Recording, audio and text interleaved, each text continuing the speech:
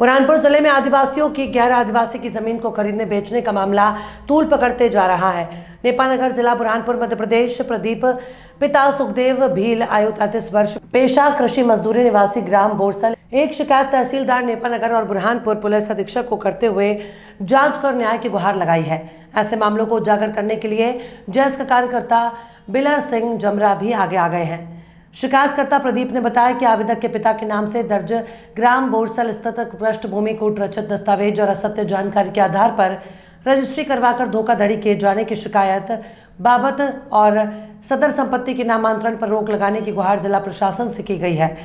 आवेदक उपरोक्त वर्णित पते पर अपने परिवार के साथ निवास करता है और कृषि मजदूरी कर जीवन यापन करते आ रहा है। आवेदक की जाति अजदा भील है। आवेदक का परिवार ग्राम बोरसल में विगत 70 से 80 वर्षों से निवासरत है।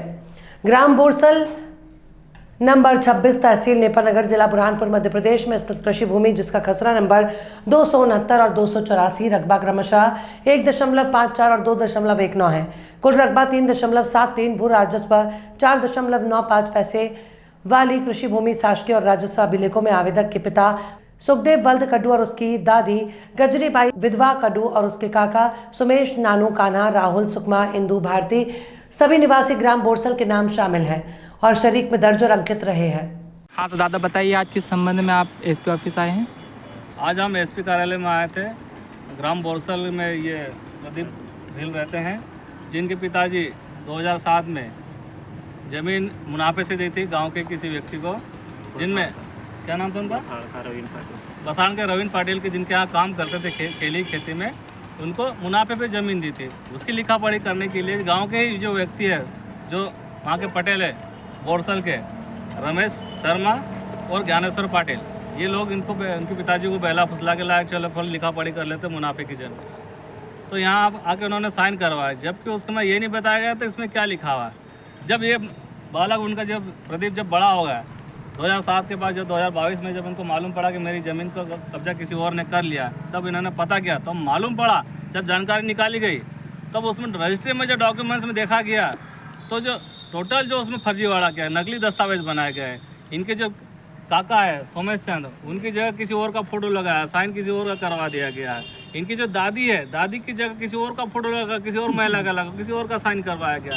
इस तरह से उस टोटल फर्जीवाड़ा हुआ। उसमें तहसीलदार हुआ, पटवारी हुआ और गांव के जो पटेल लोग हैं वो सब मिले हुए हैं। जो बेचारा जो आज करोड़ों की ज़मीन है, आज बेचारा वो बकरी चरा रहा है और झोपड़ी में रह रहा है। और उस ज़मीन को जिनको बेचा गया था, जिन्होंने अपने धोखे से अपने नाम पे करा लिया था, वो जो पार्टी उस समय जो पहली पार्टी थी विमल बाई पति मानिक राव, जब इन्होंने आपत्ति दर्ज कराई तो उन्होंने क्या किया, चलो यार ज़मीन तो बोले अब इनको मालूम पड़ गई, तो आदिवासी की ज़मीन अपने धोखे से खरीदी।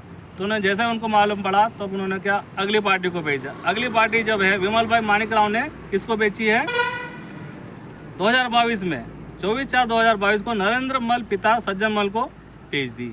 जब सज्जन मल को जब मालूम पड़ता कि ज़मीन आदिवासी की ज़मीन थी, बाकी धोखे से उन्होंने गैर आदिवासी को बेची हुई है, तो इस सज्जन ने अगले आदमी को बेच दी। किसको बेच दी?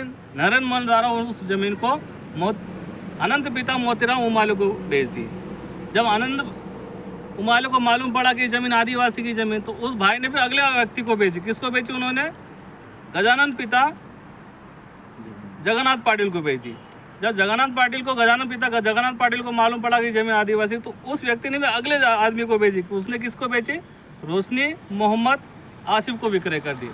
जब रोशनी मोहम्मद आसिफ को मालूम पड़ा कि आदिवासी की ज़मीन है, तो उस भाई ने भी अगले व्यक्ति को ज़मीन बेच दी। किसको बेची?